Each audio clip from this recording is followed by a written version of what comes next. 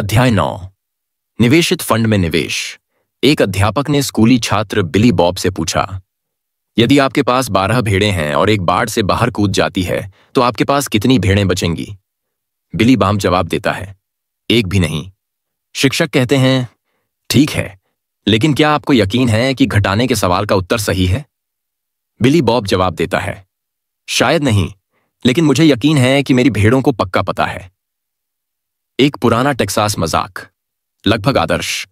विशुद्ध रूप से म्यूचुअल फंड जिसका निर्माण अमेरिका में हुआ था को 1924 में एल्यूमिनियम के एक पूर्व सेल्समैन और एडवर्ड जी लेस्लर नाम के पैन द्वारा पेश किया गया था। म्यूचुअल फंड काफी सस्ते, बहुत सुविधाजनक, आमतौर पर विविध, पेशेवर रूप से मैनेज्ड और संघीय प्रतिभूति कानून के कुछ सबसे कठिन प्रावधानों के तहत टाइटली रेगुलेटेड होते हैं। इनके माध्यम से लगभग किसी के लिए निवेश को आसान और सस्ता बनाकर इसके द्वारा लगभग 54 मिलियन अमेरिकी परिवारों के धन को निवेश की मुख्य धारा में ला दिया है। यह शायद वित्तीय लोकतंत्र में अब तक की सबसे बड़ी उन्नति साबित हुआ है। लेकिन म्यूचुअल फंड सही नहीं है और वे लगभग सही हैं। ये दोनों वाक्य काफी अंतर पैदा करते हैं। इन्हीं खामियों की वजह से अधिकांश फंड बाजार को कमजोर कर देते हैं, अपने निवेशकों से आगे निकल जाते हैं और उनके लिए सिरदर्द पैदा करते हैं। वह प्रदर्शन में अनियमित उतार चढ़ावों को झेलते हैं। बुद्धिमान निवेशक को बड़ी सावधानी के साथ अपनी धनराशि के लिए फंड्स का चयन करना चाहिए ताकि मोटी गड़बड़ी का सामना न करना पड़े। ज्यादातर निवेशक इस धारणा के साथ एक फंड खरीदते हैं जो तेजी से ऊपर जा रहा है और यह ऊपर जाना जारी रहेगा। मनोवैज्ञानिकों ने हमें बताया है कि मनुष्यों में यह विश्वास करने की एक जन्मजात प्रवृत्ति होती है कि लंबे समय तक परिणामों की एक छोटी श्रृंखला से भी भविष्यवाणी की जा सकती है। हम अपने स्वयं के अनुभव से जानते हैं कि कुछ प्लम्बर दूसरों की तुलना में कहीं बेहतर हैं। कुछ बेसबॉल खिलाड़ियों के घरेलू पिच पर ज्यादा रन हिट करने की अधिक संभावना है। हमारे पसंदीदा रेस्तरां लगातार बेहतर भोजन परोसते हैं और स्मार्ट बच्चों को लगातार अच्छे ग्रेड मिलते हैं। हमारे चारों ओर कौशल, दिमाग और कड़ी मेहनत को बहुत मान्यता दी जाती है। उन्हें पुरस्कृत किया जाता है और लगातार दोहराया जाता है। इसलिए यदि कोई फंड बाजार से बेहतर प्रदर्शन करता है तो हमारा अंतर्ज्ञान हमसे यह उम्मीद करता है कि वह भी बेहतर प्रदर्शन करने की उम्मीद कर सकता है। दुर्भाग्य से वित्तीय बाजारों में कौशल की तुलना में भाग्य अधिक महत्वपूर्ण है। यदि कोई मैनेजर ठीक समय पर बाजार के सही कोने में होता है तो वह शानदार दिखाई देता है, लेकिन अक्सर जो अभी अभी काफी हॉट स्टॉक था वह अचानक ठंडा हो जाता है और प्रबंधक का IQ 50 अंकों तक सिकुड़ जाता है। यह हमें उस समय की याद दिलाता है जब बाजार का सबसे हॉट तकनीकी सेक्टर 1999 में अचानक बिना पूर्व चेतावनी के तरल नाइट्रोजन की तरह ठंडा हो जाता है। और यह एक उस निवेशक के लिए स्मरणीय तथ्य है जो इसे करता रहता है कि पिछले प्रदर्शन के आधार पर फंड खरीदना एक मूर्खतापूर्ण काम है। वित्तीय विद्वान कम से कम 1.5 सदी से म्यूचुअल फंड के प्रदर्शन का अध्ययन कर रहे हैं और वे इसके कई बिंदुओं पर लगभग एकमत नहीं हैं, जैसे औसत फंड स्टॉक का अच्छी तरह से चयन नहीं करते हैं ताकि शोध और उनकी ट्रेडिंग की लागतों को दूर किया जा सके। फंड का खर्च जितना अधिक होगा उतना ही कम रिटर्न मिलेगा। जितना अधिक बार एक फंड अपने शेयरों को ट्रेड करता है उतना ही कम कमाई करता है। अत्यधिक अस्थिर फंड जो औसत से अधिक उछलते और नीचे गिरते हैं उनके अस्थिर रहने की संभावना है। पिछले हाई रिटर्न वाले फंड के लंबे समय तक विजेता बने रहने की संभावना नहीं है। अतीत में अपने रिटर्न के आधार पर भविष्य के शीर्ष प्रदर्शन वाले फंडों के चयन की आपकी संभावनाएं उतनी ही अधिक हैं जितनी कि बिग फुट और अबोमिनेबल स्नोमैन दोनों आपकी अगली कॉकटेल पार्टी में गुलाबी बैले चप्पल में दिखाई देंगे। दूसरे शब्दों में, आपके मौके शून्य नहीं हैं, लेकिन वे इसके बहुत करीब हैं। लेकिन एक अच्छी खबर यह भी है कि सबसे पहले यह समझना कि एक अच्छा फंड ढूंढना इतना कठिन क्यों है, यह आपको अधिक बुद्धिमान निवेशक बनने में मदद करेगा। दूसरा, जबकि पिछला प्रदर्शन भविष्य के रिटर्न का खराब पूर्वानुमान होता है, ऐसे अन्य कारक हैं जिनका उपयोग आप एक अच्छा फंड खोजने की क्षमताओं को बढ़ाने के लिए कर सकते हैं। अंत में, एक फंड तब उत्कृष्ट मूल्य की पेशकश कर सकता है जब आप अपनी होल्डिंग्स में विविधता लाने के लिए एक किफायती तरीका अपनाकर अन्य सभी चीजों से छुटकारा पाकर स्टॉक को चुनते हैं। अधिकतर विजेता फंड विजेता क्यों नहीं होते हैं? एक फंड जितना बेहतर प्रदर्शन करता है उसके निवेशक उतनी ही बाधाओं का सामना करते हैं। मिग्रेटिंग मैनेजर जब स्टॉक पिकर को लगता है कि यहां कुछ पेंच है तो हर कोई उससे कहता है कि यदि आपने ग्लैम बेकर स्टाफ के कौशल को भुनाने के लिए Transamerica Premier Equity Fund खरीदा जिसने 1997 में 47.5% लाभ प्राप्त किया, तो आप जल्दी ही भाग्य से बाहर हो जाएंगे। TCW ने 1998 के मध्य में अपनी TCW Galileo select equities fund चलाने के लिए उसे अपना लिया और अगले 4 वर्षों में 3 में ट्रांस अमेरिका फंड बाजार में पिछड़ गया। यदि आपने एरिन सुलिवान के हाई रिटर्न को भुनाने के लिए 2000 की शुरुआत में फिडेलिटी एग्रेसिव ग्रोथ फंड खरीदा, जिसने 1997 के बाद से अपने शेयरधारकों के पैसे को लगभग 3 गुना कर दिया, तो ठीक है, उसने 2000 में अपना हेज फंड शुरू करना छोड़ दिया। वो उसका पूर्व फंड खत्म गया, वो भी अगले 3 वर्षों में इसके मूल्य के 3/4 से अधिक। एलिफैटियासिस एसेट जब कोई फंड उच्च रिटर्न अर्जित करता है तो निवेशक नोटिस करते हैं। अक्सर कुछ ही हफ्तों में सैकड़ों मिलियन डॉलर इसमें डालते हैं। निधि प्रबंधक उन कुछ विकल्पों को छोड़ देते हैं जो खराब हैं। वह उस पैसे को किसी दिन के लिए सुरक्षित रख सकता है। अगर स्टॉक जारी रहता है तब नकदी पर कम रिटर्न फंड के परिणामों को समेट देगा। वह अपने द्वारा पहले से ही खरीदे गए शेयरों में नए पैसे डाल सकता है जो शायद तब ऊपर गए हैं जब उसने पहली बार उन्हें खरीदा था। और अगर वह लाखों डॉलर अधिक और इन्वेस्ट करता है तो वह खतरनाक रूप से ओवरवैल्यूड हो जाएगा। या वह नए स्टॉक खरीद सकता है जो पहले से ही खुद के लिए पर्याप्त नहीं है, लेकिन उसे उन्हें नीचे से अनुसंधान करना होगा और उन पर अधिक से अधिक कंपनियों पर नजर रखना होगा जिनका कि उनका उपयोग करने के लिए उपयोग किया जाता है। अंत में जब $100 मिलियन का निम्बल फंड अपनी संपत्ति का 2% यानी $2 मिलियन मिनोकॉप में डालता है, जो कुल $500 मिलियन के बाजार मूल्य वाला स्टॉक है, जो यह मिनो के 1% के आधे से भी कम है। लेकिन अगर हॉट प्रदर्शन निम्बले फंड को $10 बिलियन तक ले जाता है तो इसकी 2% संपत्ति का निवेश कुल $200 मिलियन होगा। मिनवा के पूरे मूल्य का आधा। यह स्वामित्व का एक स्तर है जो संघीय कानून के तहत भी स्वीकार्य नहीं है। अगर निम्बले के पोर्टफोलियो मैनेजर अभी भी छोटे शेयरों का मालिकाना हक चाहते हैं तो उन्हें अपने पैसे को बहुत अधिक कंपनियों में फैलाना होगा और तब शायद उनका ध्यान बहुत जगह फैल जाएगा। अधिक फैसी फुटवर्क कुछ कंपनियां अपने फंडों को इंक्यूबेटिंग करने में माहिर होती हैं। उन्हें सार्वजनिक रूप से बेचने से पहले निजी तौर पर टेस्ट करना होता है। प्रायोजक इन इंक्यूबेट किए गए निधियों को जोखिम भरी रणनीतियों के लिए गिनी पिग के रूप में उपयोग कर सकते हैं, जो कि छोटी रकम के साथ सबसे अच्छा काम करते हैं, जैसे कि वास्तव में छोटे स्टॉक खरीदना या प्रारंभिक पब्लिक ऑफरिंग का त्वरित व्यापार। अगर इसकी रणनीति सफल होती है तो फंड अपने निजी रिटर्न को सार्वजनिक करके निवेशकों को लुभा सकता है। अन्य मामलों में फंड मैनेजर वाइव्स प्रबंधन फीस देता है, जो नेट रिटर्न बढ़ाता है। बाद में यह उच्च रिटर्न के बाद ग्राहकों को काफी आकर्षित करता है।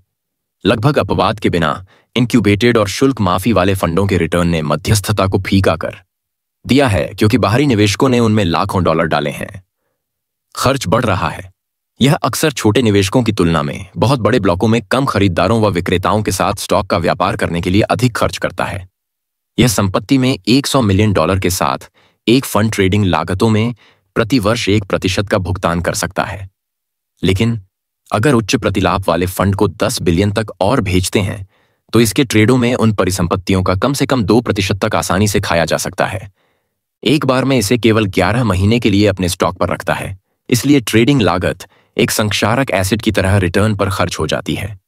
इस बीच फंड चलाने की अन्य लागतें शायद ही कभी घटती हैं।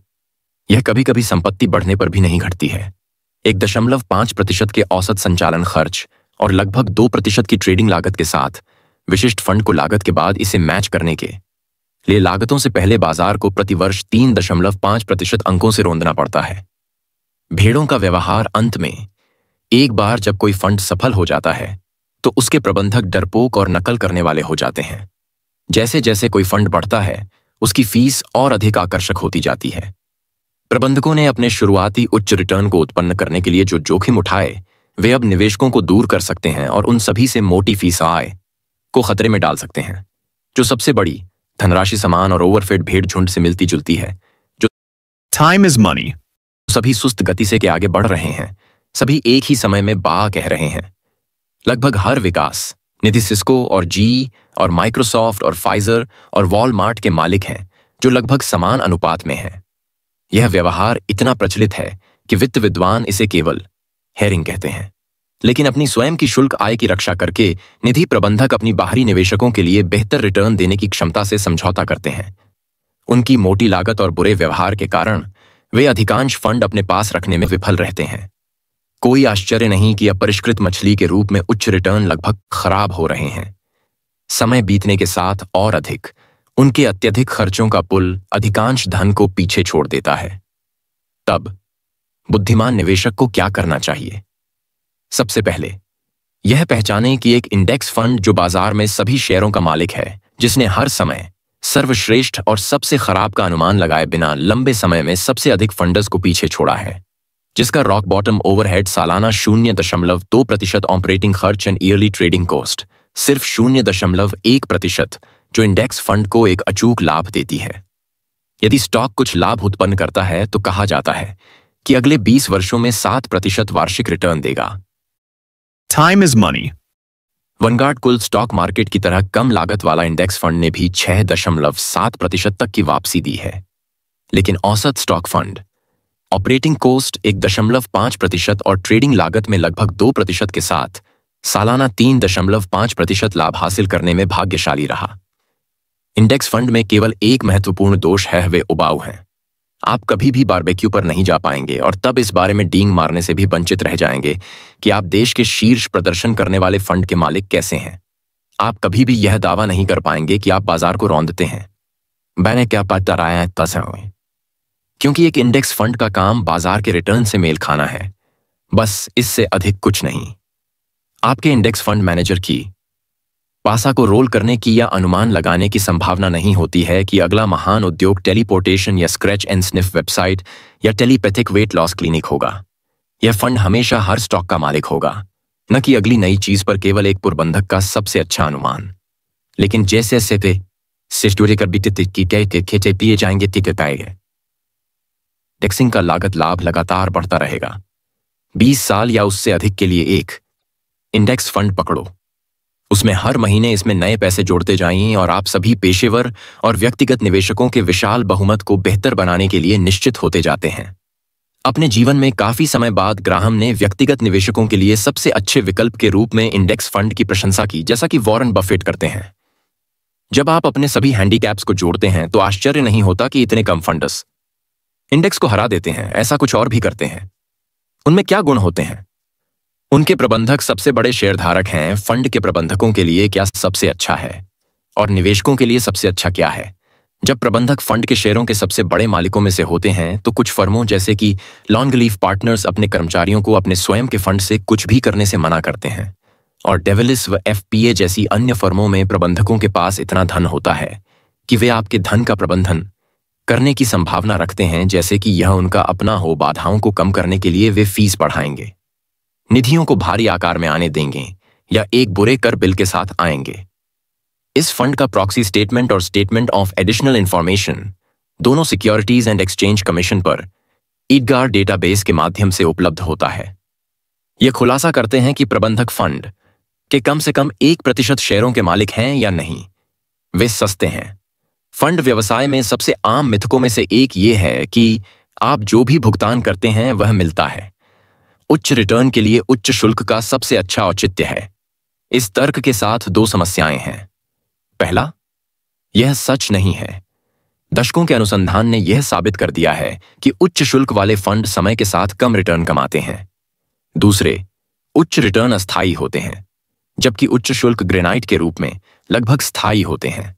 यदि आप इसके हॉट रिटर्न के लिए फंड खरीदते हैं तो आप अच्छी तरह से मुट्ठी भर ठंडी राख के साथ खत्म हो सकते हैं, लेकिन जब इसके रिटर्न में गिरावट नहीं होगी तो भी फंड के मालिक होने की आपकी लागत लगभग निश्चित है।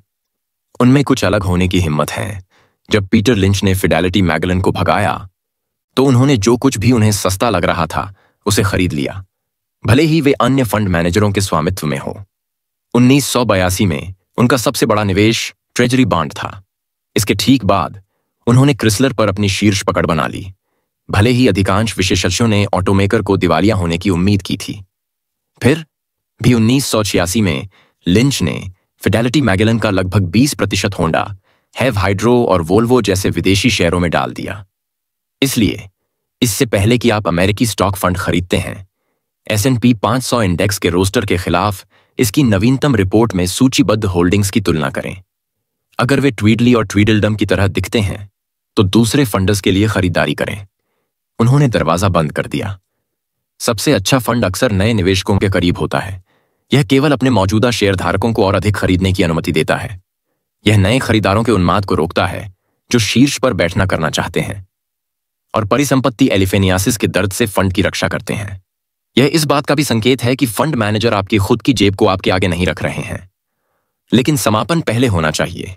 किसी भी फंड के आकार में नहीं होने के बाद कुछ कंपनियों के पास अपने स्वयं के फाटकों को बंद करने का एक अनुकरणीय रिकॉर्ड है, जैसे लार्ज लीफ, न्यूमेरिक, ऑकमार्क, टी रोवे प्राइस, वॉनगार्ड और वॉशेट्स आदि इसके सबसे बेहतरीन उदाहरण हैं। वे विज्ञापन नहीं करते हैं, जैसा कि प्लेटो ने दिबोत लिखा है। रिपब्लिक में कहा है कि आदर्श शासक वे हैं जो शासन नहीं करना चाहते हैं। सबसे अच्छा फंड प्रबंधक अक्सर ऐसा व्यवहार करते हैं मानो वे आपके पैसे नहीं चाहते हैं। वे लगातार वित्तीय टेलीविजन पर दिखाई नहीं देते हैं या अपने नंबर 1 के रिटर्न के घमंड वाले विज्ञापन नहीं चलाते हैं। 2001 तक लगातार mails and power growth fund के पास एक भी वेबसाइट नहीं थी, लेकिन अभी भी यह 24 राज्यों में अपने शेयर बेचता है। 1990 में लॉन्च होने के बाद से टॉर्रे फंड ने कभी भी कोई खुदरा विज्ञापन नहीं चलाया। आपको और क्या देखना चाहिए? ज्यादातर फंड खरीदार अतीत को देखते हैं, पहले प्रदर्शन, फिर प्रबंधक की प्रतिष्ठा, फिर फंड के जोखिम और अंत में फंड के खर्चों पर ध्यान केंद्रित करते हैं। बुद्धिमान निवेशक उन्हीं चीजों को देखता है, लेकिन करना इसके विपरीत चाहिए। चूंकि किसी फंड का खर्च उसके भविष्य के जोखिम या वापसी की तुलना में अधिक अनुमानित है, इसलिए आपको उन्हें अपना पहला फिल्टर बनाना चाहिए। फंड श्रेणी के अनुसार एनुअल ऑपरेटिंग खर्च के इन स्तरों से अधिक भुगतान करने का कोई अच्छा कारण नहीं है। Taxable bond 0.75% S equity 1%, junk bond 1%, U S equity small stock 1%, foreign stock 1%। अगला, जोखिम का मूल्यांकन करें। Time is money. इसकी प्रोस्पेक्टस यानी खरीदार की मार्गदर्शिका में प्रत्येक फंड को एक बार ग्राफ को एक कैलेंडर तिमाही में सबसे खराब नुकसान को प्रदर्शित करना चाहिए और यह देखना चाहिए कि यदि आप 3 महीने में कम से कम इतना पैसा खो सकते हैं तो कहीं और जाएं। यह फंड के मॉर्निंग स्टार रेटिंग की जांच करने के लायक भी है। एक प्रमुख निवेश अनुसंधान फर्म मॉर्निंग स्टार पुरस्कारों के लिए स्टार रेटिंग भी प्रदान करती है, जो इस बात पर आधारित है कि उन्होंने अपना रिटर्न अर्जित करने के लिए कितना जोखिम उठाया। लेकिन पिछले प्रदर्शन की तरह ही ये रेटिंग समय में वापस दिखती हैं। वे आपको बताते हैं कि कौन से फंड सबसे अच्छे थे और कौन से सबसे अच्छे नहीं होंगे। 5 स्टार फंड वास्तव में 1 स्टार फंड को कमजोर करने की आदत है, इसलिए पहले एक कम लागत वाला फंड खोजें जिसके प्रबंधक प्रमुख शेयरधारक हैं जो अलग होने की हिम्मत करते हैं, जो अपने रिटर्न को प्रचारित नहीं करते हैं और अपनी ब्राइट्स के लिए बहुत बड़ा होने से पहले बंद करने की इच्छा दिखाई देती है। फिर उसके बाद ही उनके मॉर्निंग स्टार रेटिंग से परामर्श करें। अंत में पिछले प्रदर्शन को देखें, यह याद रखते हुए कि यह भविष्य के प्रतिफल का केवल एक भविष्यवक्ता है। इससे, जैसा कि हमने पहले ही देखा है, कल के विजेता अक्सर कल के हारने वाले बन जाते हैं।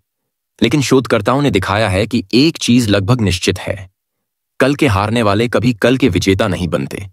इसलिए पिछले खराब रिटर्न वाले फंड से बचें, खासकर अगर उनके पास औसत से अधिक वार्षिक खर्च है। क्लोज्ड एंड फंड्स की बंद दुनिया 1980 के दशक के दौरान लोकप्रिय बंद स्टॉक फंडों ने धीरे धीरे कमजोर होना शुरू किया। आज केवल 30 विविध घरेलू इक्विटी फंड हैं। उनमें से कई तो बहुत छोटे हैं, जो उच्च खर्चों और अजीब रणनीतियों के साथ दिन में केवल कुछ 100 शेयरों का व्यापार करते हैं। लीपर इंक के close end fund expert Donald Cassidy द्वारा किया गया शोध ग्राहम की पिछली टिप्पणियों को पुष्ट करता है। छूट पर विविध closed end stock fund trading न केवल प्रीमियम पर उन ट्रेडिंग को बेहतर बनाने की प्रवृत्ति रखते हैं, लेकिन संभावना है औसत ओपन एंड म्यूचुअल फंड की तुलना में बेहतर रिटर्न देते हैं। अफसोस की बात है, हालांकि विविध क्लोज्ड स्टॉक फंड्स हमेशा एक धूल भरे घटते बाजार में छूट पर उपलब्ध नहीं हैं, लेकिन म्युनिसिपल बॉन्ड क्षेत्र में विशेष रूप से मजबूत विकल्पों के साथ सैकड़ों क्लोज्ड एंड बॉन्ड फंड है। जब ये फंड छूट पर व्यापार करते हैं तो उनका लाभ बढ़ जाता है, और जब तक उनका वार्षिक खर्च ऊपर सूचीबद्ध थ्रेशोल्ड से नीचे है, वे आकर्षक लगते रहते हैं। एक्सचेंज ट्रेडेड इंडेक्स फंड्स की नई नस्ल की खोज के लायक भी हो सकता है। ये कम लागत वाली ITF कभी कभी एकमात्र साधन प्रदान करती है जिसके द्वारा एक निवेशक संकीर्ण बाजार में प्रवेश कर सकता है, जैसे बेल्जियम में स्थित कंपनियां या अर्धचालक उद्योग में स्टॉक। अन्य सूचकांक ETF बहुत व्यापक बाजार जोखिम प्रदान करते हैं, हालांकि वे आमतौर पर उन निवेशकों के लिए उपयुक्त नहीं हैं जो नियमित रूप से पैसा जोड़ना चाहते हैं, क्योंकि अधिकांश ब्रोकर आपके द्वारा किए गए हर नए निवेश पर एक अलग कमीशन चार्ज करेंगे। एक बार आपके पास फंड होने के बाद आप यह कैसे बता सकते हैं कि इसे कब बेचना है? मानक सलाह यह है कि किसी फंड को जांचा जाए यदि वह बाजार में 1, 2 या 3 सालों से एक लाइन से अंडर परफॉर्म कर रहा है, लेकिन इस सलाह का कोई मतलब नहीं है। 1970 से 1999 तक अपने जन्म से सिकोया फंड ने अपने 29 वर्षों में 12 सालों तक SP 500 इंडेक्स में बहुत ही कमजोर प्रदर्शन किया, जो कि 41% से अधिक था। अभी तक उस अवधि में सेकोया ने 12,500% से अधिक हाइक पाई है, जबकि शेयर सूचकांक 4,900% बढ़ा है। अधिकांश फंडों का प्रदर्शन केवल इसलिए लड़खड़ाता है क्योंकि उनके द्वारा पसंद किए जाने वाले शेयरों का प्रकार अस्थायी रूप से अनुकूल होता जाता है। यदि आपने किसी विशेष तरीके से निवेश करने के लिए एक प्रबंधक को काम पर रखा है, तो उसने जो वादा किया था उसे पूरा करने के लिए उसे क्यों न भगाया जाए। जब बेचकर निवेश करने की एक शैली फैशन से बाहर हो जाती है, तो आप न केवल एक नुकसान में खत्म करते हैं, बल्कि खुद को सभी लेकिन अपरिहार्य पुनर्प्राप्ति से बाहर कर देते हैं। एक अध्ययन से पता चला है कि म्यूचुअल फंड निवेशकों ने 1998 से 2001 के दौरान वार्षिक रूप से 4.7% अंकों के आधार पर अपने स्वयं के फंडों को कम पर खरीदकर उच्च पर बेच दिया। रणनीति में एक तेज और अप्रत्याशित परिवर्तन, जैसे कि 1999 में प्रौद्योगिकी शेयरों पर वैल्यू फंड लॉर्डिंग या 2002 में ग्रोथ फंड खरीदने वाली टोन बनाना। खर्चों में वृद्धि, यह सुझाव देते हुए कि प्रबंधक अपनी खुद की जेब को अस्तर कर रहे थे। अत्यधिक व्यापार द्वारा उत्पन्न बड़े और लगातार कर बिलह। अचानक अनिश्चित रिटर्न, जब एक पूर्व रूढ़िवादी फंड एक बड़ा नुकसान उत्पन्न करता है। जैसा कि निवेश सलाहकार चार्ल्स एलिस कहते हैं, यदि आप शादी के लिए तैयार नहीं हैं तो आपको शादी नहीं करनी चाहिए। फंड का निवेश भी इस विचार से अलग अमसाह है। यदि आप आराम से कम 3 वर्षों तक इस फंड को अपने पास रोककर नहीं रख सकते, तो आपको इसे सबसे पहले स्थान पर नहीं खरीदना चाहिए। धैर्य फंड इन्वेस्टर का सबसे शक्तिशाली सहयोगी है।